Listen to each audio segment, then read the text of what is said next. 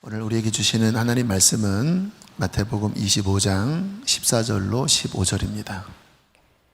또 어떤 사람이 타국에 갈 때 그 종들을 불러 자기 소유를 맡김과 같으니 각각 그 재능대로 한 사람에게는 금 5달란트를, 한 사람에게는 2달란트를, 한 사람에게는 1달란트를 주고 떠났더니. 아멘. 각 민족마다 고유의 특성이 있는데 한국 사람들의 가장 큰 특성이라고 하면 저는 부지런함이라고 생각합니다. 전 세계 어느 민족과 견주어도 비교할 수 없을 정도로 아침 일찍부터 밤 늦게까지 열심히 앞만 보고 달려가는 민족이 한국 민족인 것 같아요. 얼마 전에 비긴 어게인이라고 하는 TV 프로그램에서 한 가수가 이렇게 노래를 불러야 하는데 노래를 부르지 못하고 계속 이렇게 눈물을 흘리지는 않았고 그냥 깊은 감상에 젖어 있는 그런 장면이 방영된 적이 있어요. 다 끝나고 왜 노래를 못했습니까? 라고 물어보니까 그 가사 자체가 이런 가사였어요. 나는 지금 잘 가고 있나? 나는 후회하지는 않을 인생을 살고 있나? 그런 좀 인생의 길에 대해서 스스로 질문하는 그러한 가사였는데 그 가사를 스스로에게 질문했을 때 답을 하지 못하는 자신을 발견하면서 노래를 못 불렀다고 합니다. 8년간 앞만 보고 달려왔는데 정말 열심히 살았는데 내가 무엇 때문에 이렇게 달려왔지? 나는 지금 잘 가고 있는 거 맞나? 근데 답을 할 수가 없었기 때문에 그냥 노래를 하지 못하고 눈물만 속으로 흘렸다고 하더라고요. 그런데 굉장히 많은 사람들이 그 가수의 고백에 공감을 하더라고요. 열심히 사는 민족이 한국 민족인데 정말 내가 잘 살고 있나? 무엇 때문에 이렇게 나는 열심히 달리고 있지? 앞만 보고 나는 후회하지 않을 인생을 정말 사는 거 맞나? 많은 사람들이 그 가수가 느낀 그 감정에 이렇게 감정 전이가 돼서 다들 자신의 삶을 돌아보는 그러한 시간을 가졌습니다. 한번 여러분도 스스로에게 동일한 질문을 한번 해보셔요. 여러분 잘 가고 계시나요? 무엇 때문에 열심히 달려가고 있으시지요? 여러분이 정말 바라는 인생의 목표는 정말 뭐예요? 성공이신가요? 돈인가요? 꿈을 이루는 것인가요? 만약 내가 그것을 이루고 그것을 가진다면 여러분은 정말 행복할까요? 이러한 질문을 스스로에게 한다면 여러분은 어떠한 대답을 하시겠습니까? 저는 이 질문 앞에 감사한 마음이 들었습니다. 물론 저도 사람인지라 100%는 아니지만 저는 그와 같은 질문 앞에 그렇게 큰 동요나 또 모호함은 없습니다. 왜냐하면 저는 하나님을 만났기 때문이에요. 여러분, 그러므로 우리의 삶에 실은 근원적인 질문은 내가 길을 잘 가고 있나? 나는 왜 이 길을 가고 있지? 나는 정말 행복한 인생을 사는가? 이 질문에 앞서 더 근원적인 질문을 해야 되는데 그것은 무엇이 인생의 진정한 의미인가에 대한 질문입니다. 그것이 분명하지 않으면 그냥 남들 달려가는 대로 또 어떠한 감상적인 어떠한 그러한 느낌으로만 달려가다 보니까 열심히는 사는데 막상 돌아보면 확신이 안 드는 거예요. 여러분, 무엇이 인생의 진정한 의미일까요? 답은 하나님입니다. 그럴 수밖에 없죠. 그분이 창조주고 그분이 영원하신 분이시니까. 우리의 인생은 정말 짧지요. 이 짧은 인생에 영원하신 하나님을 만나지 않고 어디서 의미를 찾겠습니까? 그렇잖아요. 성경은 이렇게 말씀을 하고 있습니다. 시편 90편 9절로 10절 말씀인데요. 제가 읽을게요. 우리의 모든 날이 주의 분노 중에 지나가며, 이게 모세의 노래입니다. 우리의 평생이 순식간에 다하였나이다. 우리의 연수가 70이요 강건하면 80이라도 그 연수의 자랑은 수고와 슬픔뿐이요 신속히 가니 우리가 날아가나이다. 모세가 광야에서 정확하게 인생의 본질을 꿰뚫어 본 거예요. 인생은 죄악 가운데 아주 짧게 살다가 하나님의 영원한 심판으로 나아가는 슬프디 슬픈 존재라는 거예요. 이와 같은 인생에 정말 의미 있는 것이 돈이겠습니까? 짧은 성공이겠습니까? 그러므로 우리는 근원적인 질문을 성경 안에서 하고 답을 찾아야 돼요. 저는 오늘 말씀을 준비하면서 하나님께서 말씀하신 인생에 의미를 주는 가장 중요한 세 기둥에 대해서 나누라는 마음을 주셔서 그 부분을 나누는데요. 첫 번째와 두 번째는 좀 짧게 나누고 세 번째를 좀 중심으로 나누겠습니다. 여러분, 인생의 첫 번째 중요한 축은 구원입니다. 죄에서 구원을 받는 것, 이것이 모든 것의 우선이지요. 아까 모세가 우리의 모든 날이 주의 분노 중에 지나가며 우리의 평생이 순식간에 다하였나이다. 죄 가운데 사는 인생은 신속히 날아가는 인생 속에서 허무하게 살다가 주님의 분노 중에 살다가 멸망으로 떨어진다라는 거지요. 그러므로 사람이 죄 가운데 사는 한 성공도 돈도 명예도 결국 의미가 없어요. 그것이 의미라고 생각하는 것은 착각일 뿐입니다. 정말 무지개를 잡는 것과 같아요. 왜요? 순식간에 다 해버릴 인생에 돈이 남습니까? 성공이 남습니까? 명예가 남습니까? 잠깐은 좋지요. 그러나 영원한 시간, 본인의 운명이 주님의 분노 중에, 죄악 중에 멸망으로 들어가는 인생이라고 생각한다면 여러분, 사람들이 추구하는 것은 정말 허망하기 짝이 없는 것이죠. 무엇보다 죄는 행복을 주지 않습니다. 고통스러울 뿐이에요. 성경의 죄의 싹은 사망이라고 말씀을 하셨어요. 죄는 인생을 죽입니다. 돈을 아무리 많이 벌어도 죄 가운데 산다면 그 죄는 인생을 죽입니다. 영혼도 죽입니다. 결국에는 영원한 멸망인 지옥으로 끌고 가는 것이 죄지요. 그러므로 인생의 정말로 중요한 첫째는 죄에서 건진받아 하나님의 자녀가 되어 영원한 생명을 얻는 것입니다. 존재 자체가 바뀌는 거지요. 그 영원한 하나님의 생명을 받고 이제 거룩하신 하나님과 동행하는 천국 가는 길을 걸어가고, 그리고 그 인생이 마치는 그날 주님의 분노 중에 멸망하는 것이 아니라 영원한 하나님의 나라에 들어갈 수 있는 그 은총을 입는 것, 여러분, 이것이 인생의 첫 번째 중요한 의미요 핵심이라고 저는 믿습니다. 어떻게 구원을 받을까요? 제가 성경의 여러 말씀 가운데 가장 좋아하는 말씀 가운데 하나가 마태복음 1장 21절입니다. 우리 함께 읽겠습니다. 시작.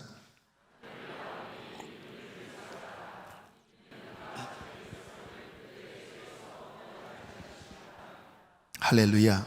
전 이 말씀 너무 좋아요. 매 순간 붙잡는 말씀입니다. 예수님은 그와 같은 죄악 속에 신음하고 멸망으로 가는 우리를 위하여 이 땅에 오셨습니다. 그분의 이름은 구원자예요. 어떤 구원자입니까? 자기 백성을 그들의 모든 죄에서 구원할 구원자예요. 죄의 싹은 사망이라고 그랬잖아요. 그 인생과 영혼을 죽인다고 그랬잖아요. 근데 예수님은 그 죄악의 쇠사슬에 매여 있고 죄악의 형벌 가운데 있는 인생을 그 죄에서 건져주실, 그 죄악의 쇠사슬을 그의 피로 깨트리시고 그 죄의 형벌을 자신의 십자가로 대속하시고 이제 자신을 진심으로 믿는 자를 그 죄에서 건져 그 피로 씻기어 하나님의 자녀가 되게 하고 하나님의 영원한 생명을 받게 하는 진정한 구원자인 것입니다. 여러분, 이 말씀의 의미는 저는 현재형이라고 믿어요. 그 말은 뭐냐면 진짜 현재적으로 죄에서 건짐을 받는 거예요. 예수님을 믿는다고 하면서 여전히 죄 가운데 파묻혀 살고 죄의 속박에 사로잡혀서 신음하며 산다면 그에게 예수님은 구원자가 아니죠? 주님은 분명히 말씀하셨잖아요. 아들을 낳으리니 이름을 예수라 하라. 이는 그가 자기 백성을 그들의 죄에서 구원할 자이십니다. 언제요?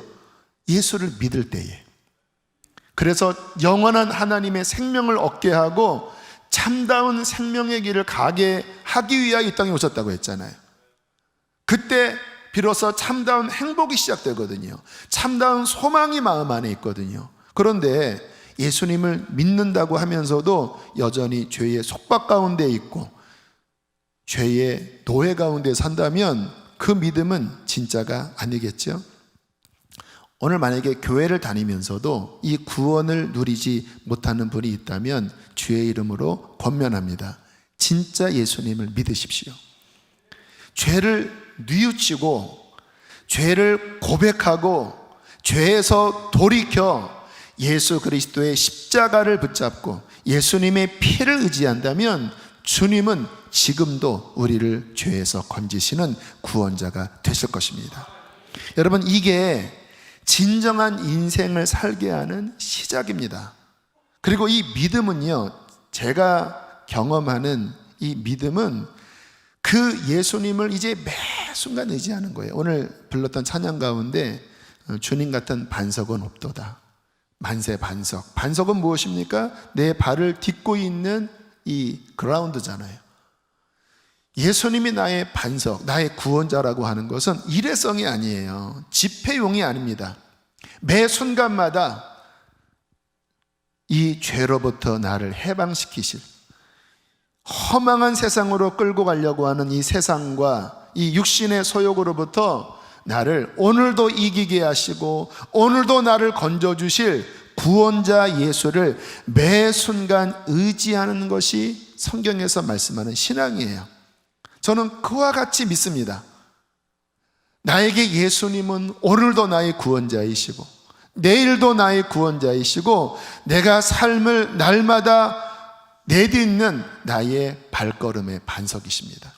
그렇게 예수님을 믿는다면 그 예수님은 결코 그 사람을 실망시키지 않으세요. 그 인생이 허망하게 살도록 자기의 미래도 모르고 그냥 열심히 살지만 세상만 추구하며 살도록 만들지 아니하시고 그에게 영원한 생명을 주시고 하나님의 자녀의 영광을 누리게 하시는 것입니다. 이게 첫 번째입니다. 여러분, 구원 받으셨습니까? 예수님을 진짜 믿으십니까? 그러면 여러분의 인생에 참다운 축 하나가 분명히 세워진 거예요. 자, 두 번째입니다. 진정 의미 있는 인생을 살게 하는 두 번째 축은 무엇일까요? 하나님과의 생명의 교제입니다. 이제 그 예수님을 믿은 후에 이제 실제 라이프가 있잖아요. 삶이 있잖아요. 많은 사람들이 예수님을 믿어놓고 여전히 그의 라이프, 삶은 이전 믿지 않을 때와 별 다름이 없어요. 그러니까 참다운 신앙생활에 어떤 생명력을 누리지 못하지요. 여러분, 진짜 의미 있는 인생의 두 번째는 그 하나님, 그 예수 그리스도, 내 안에 오신 성령님과 생명의 교제를 나누는 것입니다. 그리스도인은 무슨 힘으로 살아갈까요? 하나님과 교제하고 그 하나님으로부터 오는 생명을 채움으로 그 힘으로 살아가는 자입니다. 마태복음 4장 4절 말씀 함께 읽겠습니다. 시작. 사람이 떡으로만 살 것이 아니요 하나님의 입으로부터 나오는 모든 말씀으로 살 것이라 하였느니라. 그리스도인이라고 하면서 하나님으로부터 오는 이 생명의 공급도 없이, 하나님의 말씀의 양식 없이 육신의 떡으로만 산다면 그의 본질은 그리스도인이 아니라 세상 사람이지요. 그리스도인은 누굽니까? 떡으로만 사는 자들이 아니에요. 하나님의 입에서 나오는 이러한 말씀을 통하여, 여러분들이 날마다 묵상하는 성경을 통하여, 기도를 통하여 하나님으로부터 공급되는 그 하늘의 말씀을 깨닫고 그 깨달은 말씀을 살면서 하늘 뜻대로 사는 자가 그리스도인입니다. 또 우리가 세상을 살다 보면 얼마나 많은 시험이 있고 문제가 있고 또 만만치 않은 죄의 유혹이 있습니까? 아까 제가 서두에 드린 말씀처럼 신앙생활은 그 예수님을 통해 죄에서 건진받는 거라고 말씀을 하셨거든요. 그래서 우리가 이 땅을 살아가면서 우리는 이와 같은 시험과 또 유혹과 많은 문제들을 이겨야 되는 굉장히 중요한 임무를 띠고 있어요. 죄에게 지면, 시험에 넘어지면 우리는 세상에 휩쓸려 넘어갈 수밖에 없죠. 우리는 그것을 이겨 하나님 백성답게 살아내어 하나님 나라의 열매를 맺도록 부름받은 하나님의 자녀들입니다. 또 하나님의 자녀라고 하는 것은 특권이자 또 우리가 반드시 맺어야 될 열매, 의미가 있는 것이죠.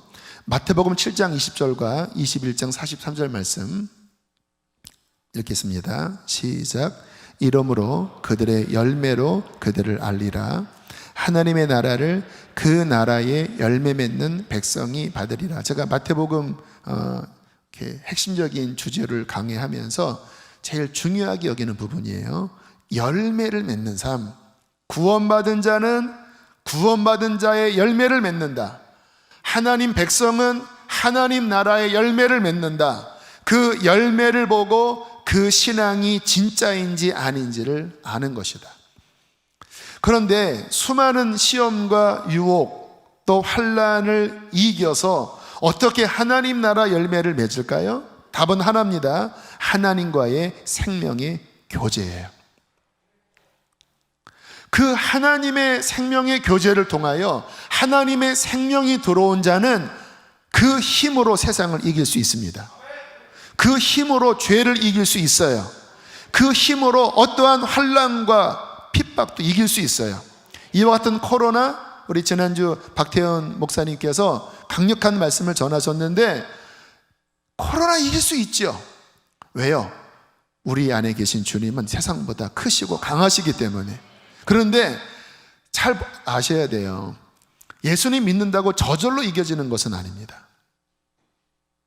그리스도인으로서 날마다 이 세상보다 크신, 더 강하신 하나님의 생명이 흘러 들어오도록 날마다 그분 앞에 엎드리는 삶, 날마다 그분 앞에 기도로서 몸부림치는 경건의 훈련, 하나님의 말씀을 얻고자 이른 농부가 씨를 뿌리듯이, 아침에 일찍 일어나는 새가 양식을 얻듯이 내가 이 바다 같은 세상을 살면서 하나님의 은혜로 승리하도록 날마다 영적 공급을 채우고자 하는 이 경건의 삶, 영적 예배의 삶이 없이는 결코 이길 수가 없습니다. 그러므로 그리스도인의 삶의 두 번째 중요한 축은 이 하나님의 충만한 생명을 누리도록 날마다 그분의 얼굴을 구하는 삶이에요.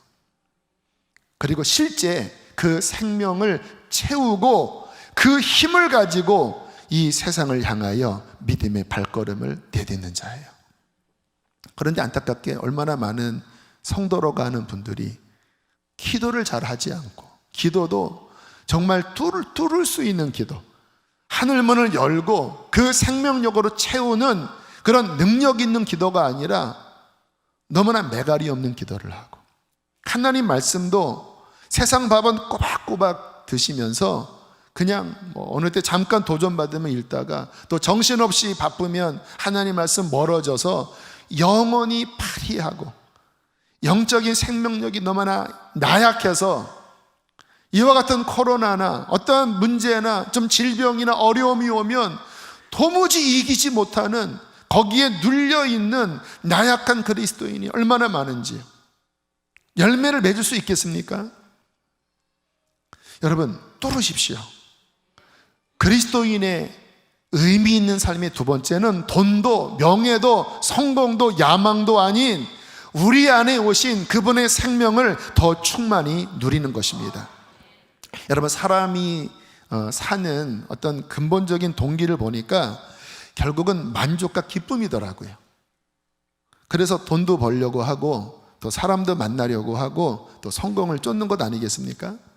근데 가만히 이렇게 보면 무엇을 통하여 사람은 만족을 누릴까? 그 비긴 어게인 열심히 세상을 쫓는 그 연예인들, 결국은 그 자신의 어떠한 끼와 또 야망과 또 성공을 쫓으면서 그곳에서 만족하려고 막 달려가는 게 그들의 인생의 모습이더라고요. 근데 왜 그들이 이게 바른 길인가라고 하는 질문에 답을 못했냐면, 막상 어느 정도 성공을 거둬봤더니 그렇게 만족스럽지가 않은 거예요.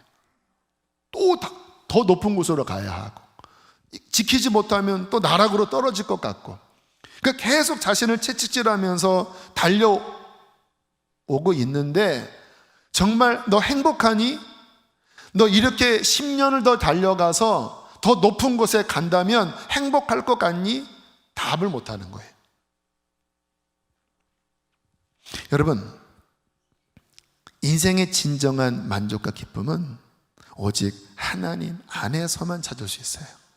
예수님께서 이 부분을 이렇게 말씀을 하셨지요. 요한복음 4장 13절 14절 함께 읽겠습니다. 시작.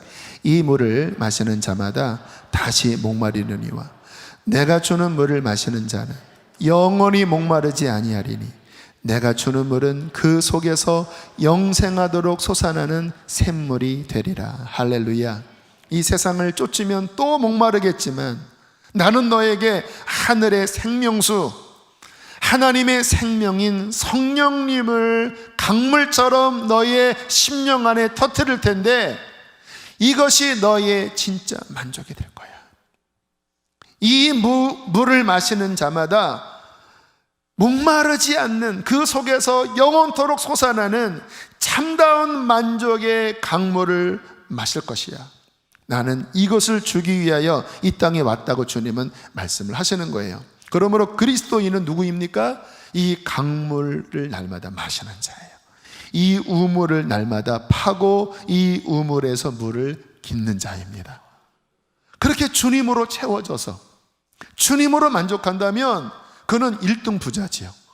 비록 세상적인 성공, 세상적인 직위가 높지 않는다 할지라도 그들은 그것을 가지면서도 목말라 하는데, 나는 이 세상을 창조하신 그분의 생명, 그분의 임재가 오늘도 실제 나를 채웠고, 그분이 나를 인도하고 계시고, 그분이 나의 힘이 되신다면 그가 1등 부자가 아니겠습니까?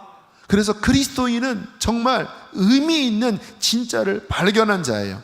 저는 주님 만난 후부터 제 삶의 핵심은요, 이 주님과의 교제입니다. 그래서 일찍 나와서 아침에도 집에 들어가지 않고 그렇게 하나님 앞에, 말씀 앞에 매달리는 게 이게 진정한 가치니까.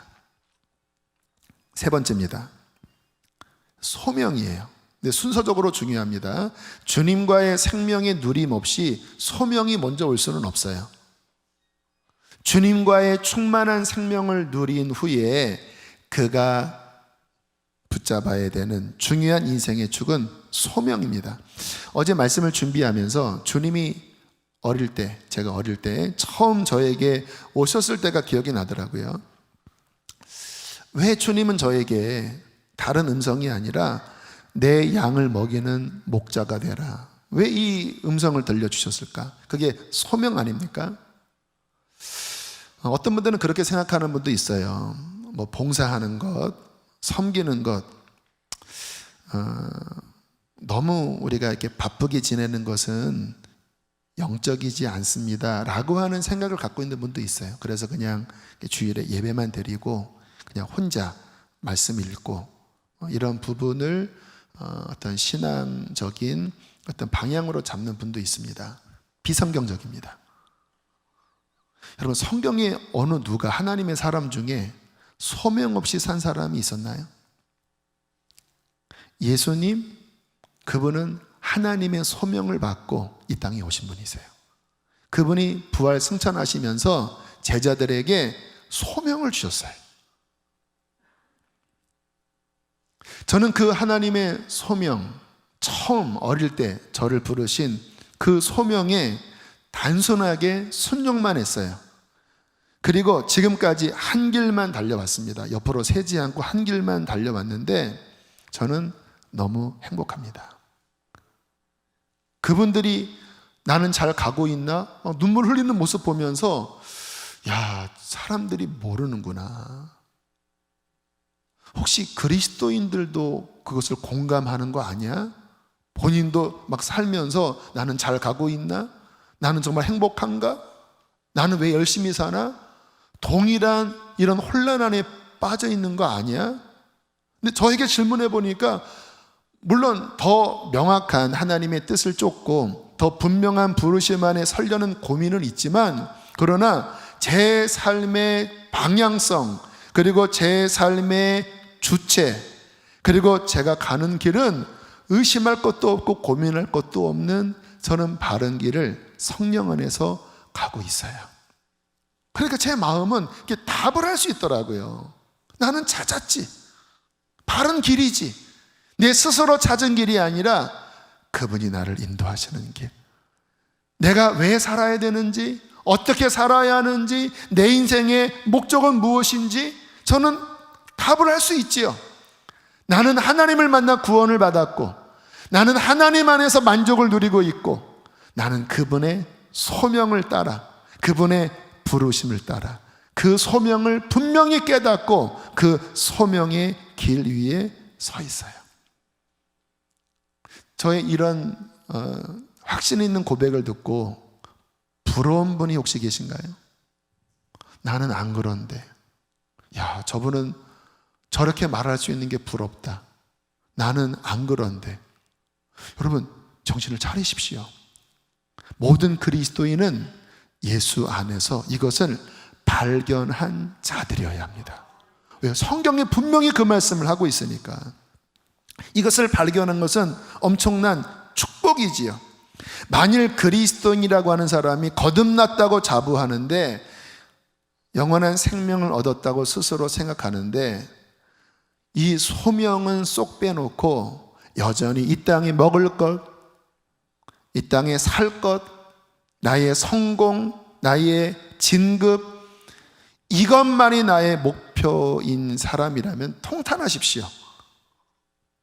인생의 세 축입니다. 삼각대 아시죠? 세 개가 다 있어야 설 수 있어요. 구원받고 주님과 생명의 교제를 나누면서 소명으로 살아가야 삼각대가 서는 거예요. 구원받고 예배는 드린다고 하는데 소명을 잃어버리면 그 인생은 서지 못해요. 여러분, 소명 없이 어떻게 주님의 충만한 성령을 받을 수 있겠습니까? 소명 없이 허무한 것들만을 쫓으면서 어떻게 그 심령의 만족을 누릴 수가 있겠습니까?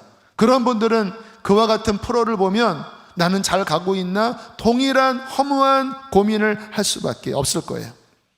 자, 오늘 본문은 그에 대해서 이렇게 말씀을 하고 있습니다.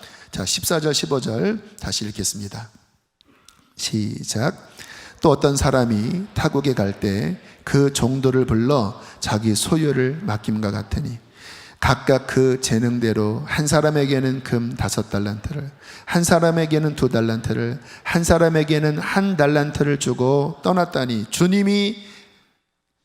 주님을 만난 구원받은 모든 사람에게 각각 재능과 달란트, 소명을 주셨다라는 거예요. 각자마다 다르죠. 저는 목사로 부름을 받았고 또 여러분은 각자의 하나님의 뜻에 따라 다 다른, 물론 주님의 목적은 똑같지만 다 그릇도 다르고 또 주님이 맡겨주신 달란트의 은사도 다르겠죠. 그러나 분명한 것은 무엇입니까? 주님은 모든 그리스도인들에게 소명과 그것을 감당할 수 있는 어떤 재능을 주셨어요.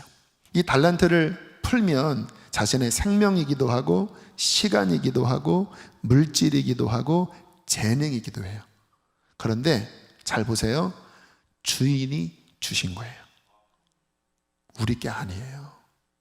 여러분, 사장이 여러분에게 어떠한 물질과 어떠한 점포를 맡겼는데 주인, 사장을 위해 쓰지 않고 나를 위해 사용한다면 그것은 직무유기이자 심각한 해고당할 사유입니다.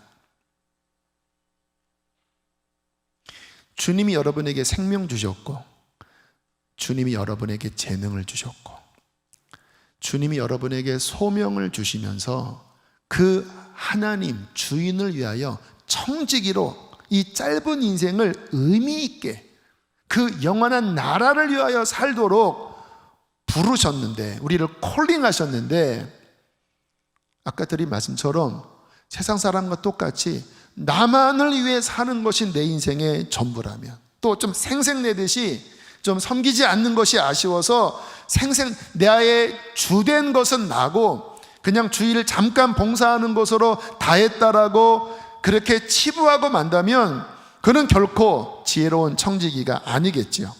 자, 주님이 그 달란트를 맡겨주셨을 때 두 부류로 나눈다고 성경은 말씀을 하세요. 자, 16절 17절 시작. 5달란트 받은 자는 바로 가서 그곳으로 장사하여 또 5달란트를 남기고 2달란트 받은 자도 그같이 하여 또 2달란트를 남겼으니 청지기, 지혜로운 청지기, 충직스러운 청지기, 그 부르신 그분의 뜻을 알고 그분의 은혜에 감사하여 자신의 모든 것을 다 활용하여 하나님 앞에 열매를 맺은 거예요. 그런데 18절입니다. 시작. 1달란트 받은 자는 가서 땅을 파고 그 주인의 돈을 감추어 두었더니, 어쨌든 불성실해요. 그분이 맡기신 어떠한 그 달란트에 대해서 그는 관심이 없습니다. 그냥 자신만을 위해 사는 거예요. 자, 어떤 일이 벌어집니까? 19절입니다. 시작. 오랜 후에 그 종들의 주인이 돌아와 그들과 결산을 했어요. 인생이 끝났어요. 주님이 오셨어요. 근데 그분은 어떻게 합니까? 결산해요. 왜요? 주인이니까. 자, 20절로 21절 읽겠습니다. 시작.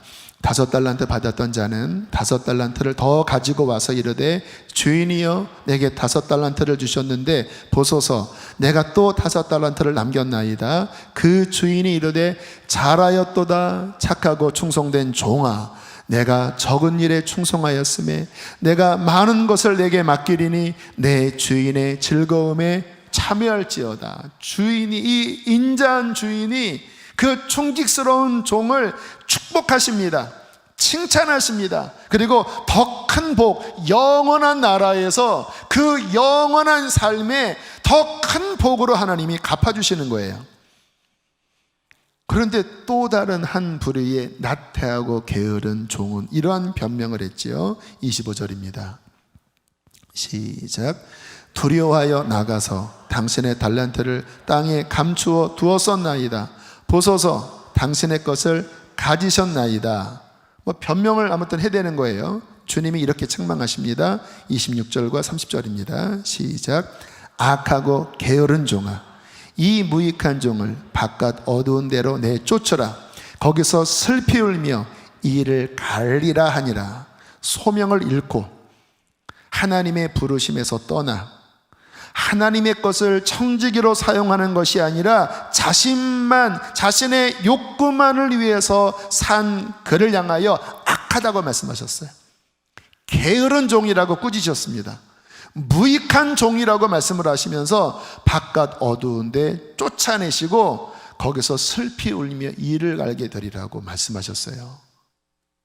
이 바깥 어두운 우는 곳은 천국이 아닙니다. 이와 같은 말씀 앞에 우리의 인생의 중요한 부분을 생각하셔야 돼요. 그리스도인으로서. 왜요? 많은 그리스도인들이 소명에 대해서 오해를 하고 있어요. 목사로 부름받은 사람, 선교사로 부름받은 사람만 소명을 가졌다고 생각해요. 비성경적입니다.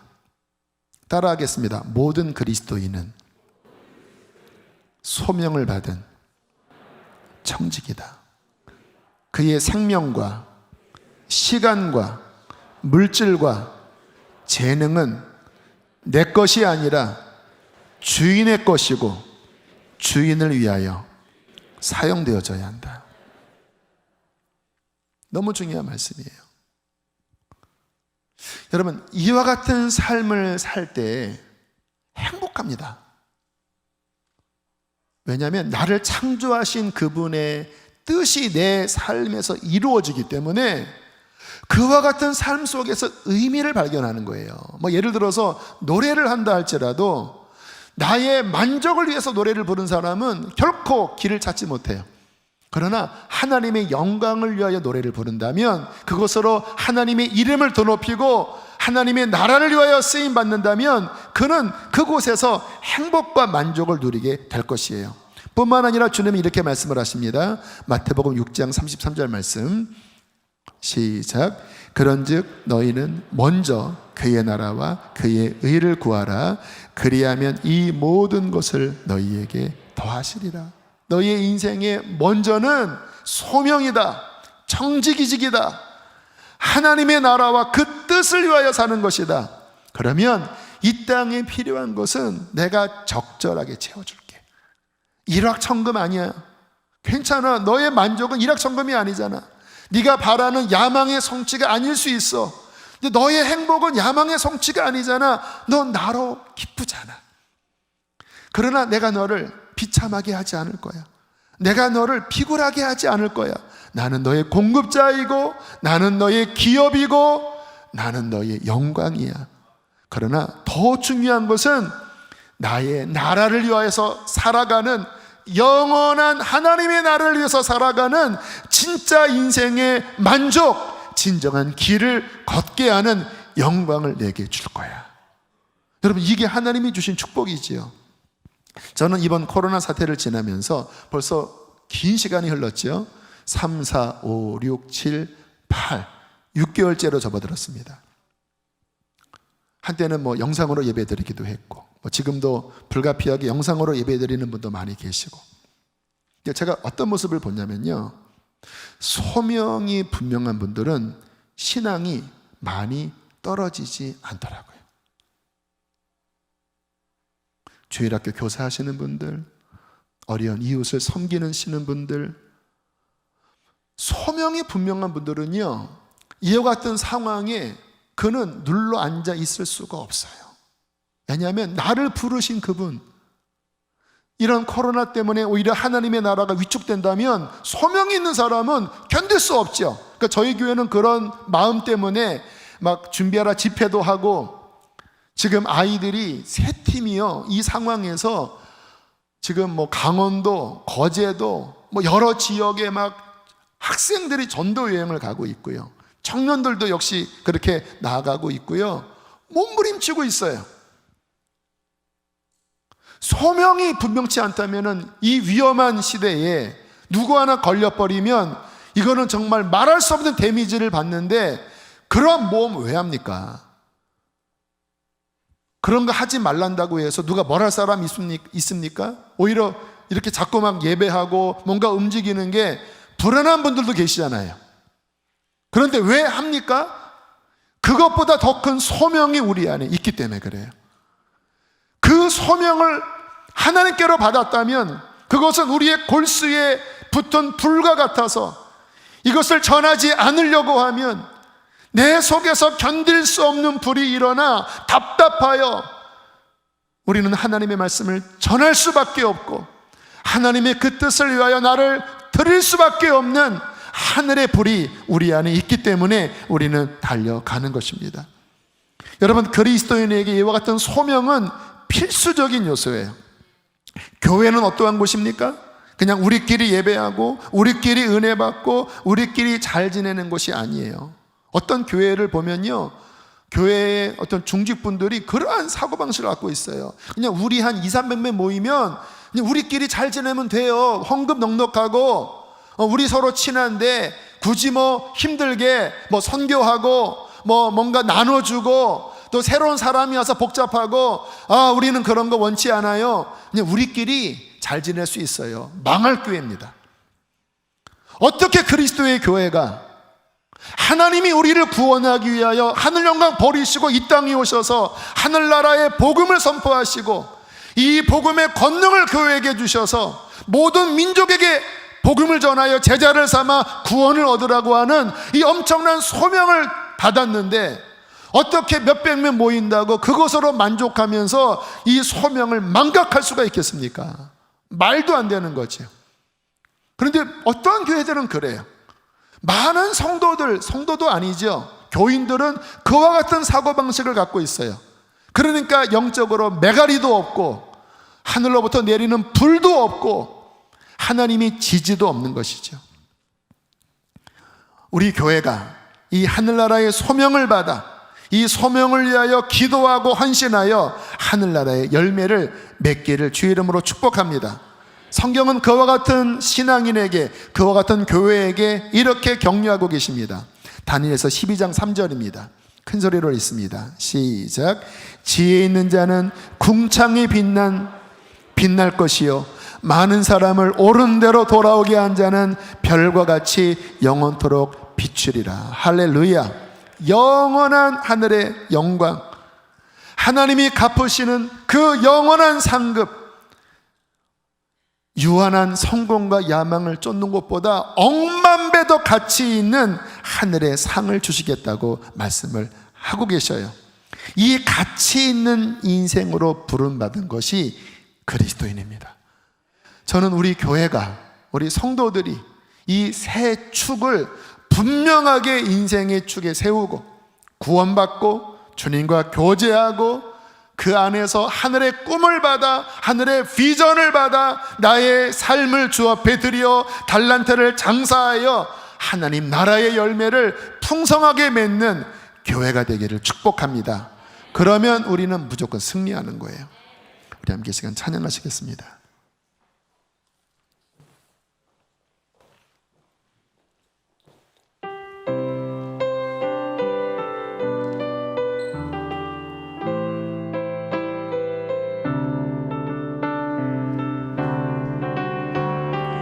우리는 주의 움직이는 교회, 이곳은 주님을 위한 자리. 내가 기도하는 모든 땅 위에서 하나님 예배받은 그날을 고대하네. 다시 한번, 우리는 주의 움직이는 교회, 우리는 주의 움직이는 교회, 이곳은 주님을 위한 자리. 내가 기도하는 모든 땅 위에서 하나님 예배받은 그날을 고대하네. 나의 노래로 주님 성전을 지으리 높임을 받으소서. 이스라엘의 찬송 증거하신 주님을 거룩하십니다. 두 손 들어 주님의 보좌를 만들고 온 맘 다해 경배하리. 구름 날개 사이에 임하신 것처럼 내 위에 임하소서. 하나님 우리가 이곳에 섰으니 이 땅을 치유하소서.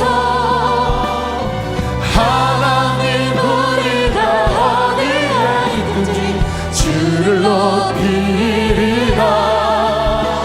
열방들아 주님의 성증할지어다.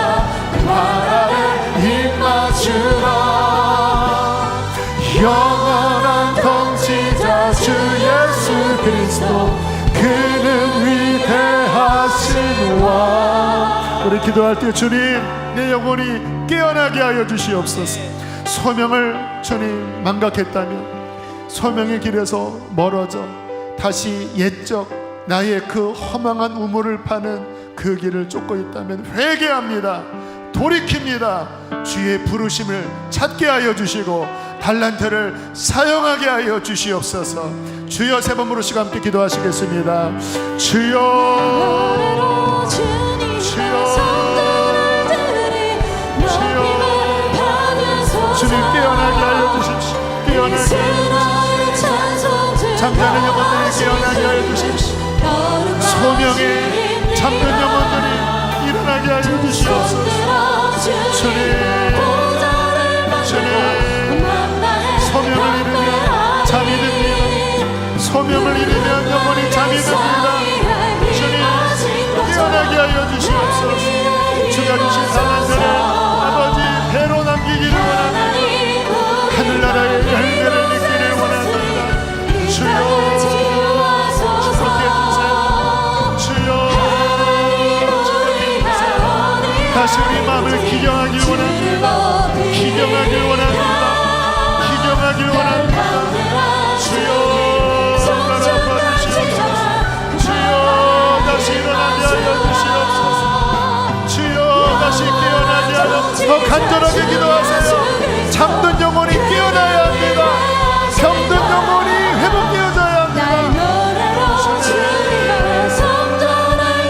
하늘의 소망으로 채워주시옵소서.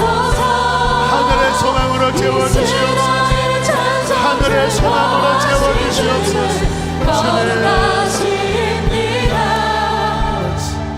하나님, 소명을 잃고 소명의 길에서 벗어나 자기의 길을 걷는 잠든 영혼을 깨워주시옵소서. 반드시 주님 앞에 설날 주가 맡기신 그 달란트에 대하여 너는 청지기로 살았느냐 엄중히 물으실 때에 주님 부끄러워하는 영혼이 없게 하여 주십시오. 주님 앞에 설날이 주님 머지 않았습니다. 코로나가 우리를 누를 수 없고 그 어떠한 것도 주님 우리를 누를 수 없음을 고백합니다. 다시 바로 서게 하여 주시고 우리가 마땅히 가야 할 그 길을 갈 수 있도록, 그렇지 않았다면 회개할 수 있는 은혜를 부어주시고 다시 순종할 수 있는 힘을 성령님 부어 주시옵소서. 오 아버지, 우리 교회가 이번 여름에 움직입니다. 우리 다음 세대들이 움직입니다. 해외에 나가지 못하지만 국내 여러 지역으로 또한 움직입니다. 다음 세대를 살리고자 주님 우리 선생님들이 움직입니다. 주님 불을 내려 주시옵소서. 주님 많은 교회가 코로나로 타격을 받고 있습니다. 그러나 주님 예수 그리스도는 코로나로 타격을 받으시는 약한 분이 아니라 모든 저주와 질병을 깨트리신 구원자이십니다. 주여 우리 교회를 보호하여 주십시오. 더 부흥을 주시옵소서. 하늘의 불을 내려 주시옵소서. 그리스도의 군대로 서게 하여 주시옵소서. 이 나라가 위기 가운데 있을 때에 하나님 그 모든 것을 막아낼 수 있는 하나님의 중보자들이 서게 하여 주시옵소서. 하나님 귀한 예물 올려드립니다. 기쁘게 흠양하여 주시고 먼저 그의 나라와 의를 구할 때 이 모든 것을 더하시리라 약속하신 그 신실한 약속을 받는 사랑하는 성도들 되게 하여 주십시오. 이번 한 주간에 있는 모든 일정과 우리 성도들의 발걸음을 주께 맡깁니다. 안전히 지켜 주시옵소서.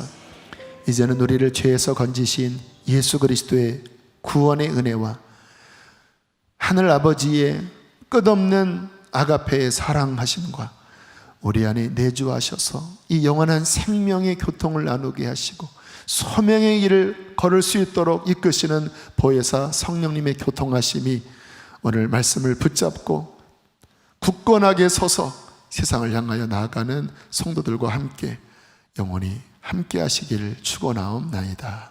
아멘.